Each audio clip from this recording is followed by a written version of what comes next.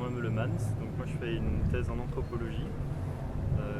Ce que je fais c'est de l'anthropologie des connaissances et je m'intéresse à la notion de construction quand on parle de sol urbain. Construction dans un sens assez large en fait. Disons que construire c'est ce qu'on fait de manière continuelle dans un environnement, quoi. Enfin, c'est comme ça que j'essaye de l'approcher. Et dans ce sens-là, l'environnement urbain m'intéresse beaucoup, en particulier les sols.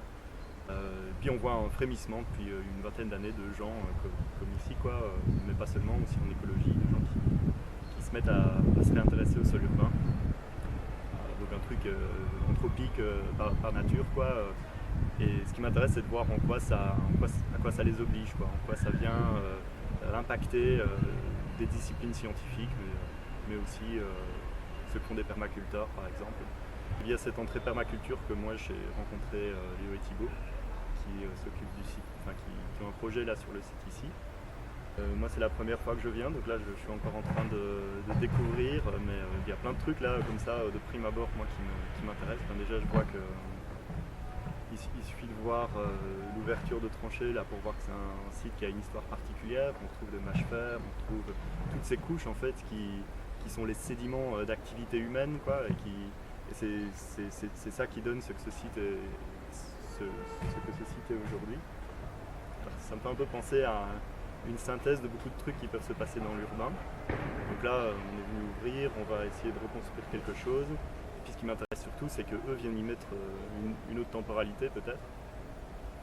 C'est pas juste un truc de BTP qui va venir faire tout de manière habituelle, on va dire. Et, enfin, je dis pas que la manière dont ils travaillent habituellement est extrêmement complexe aussi, hein, c'est pas pour dire que c'est juste linéaire, etc.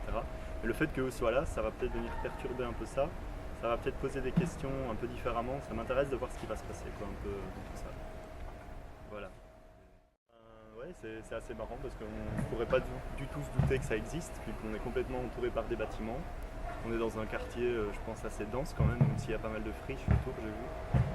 Mais voilà, ouais, ça ressemble à une friche relativement classique, sauf qu'elle est vraiment intégrée dans le tissu urbain. Là, on a des gens qui sont venus se parquer, puis on voit que les gens qui sont venus travailler sur ce chantier le savent aussi, puisqu'ils ont construit cette espèce de mur. On dirait que c'est fait pour empêcher les gens de venir se parquer ou les caravanes de venir, je sais pas trop, mais c'est marrant, quoi. Rien que dans leur façon de faire des tas, ils ont déjà réfléchi à comment ils pouvaient un petit peu contraindre le mouvement, quoi.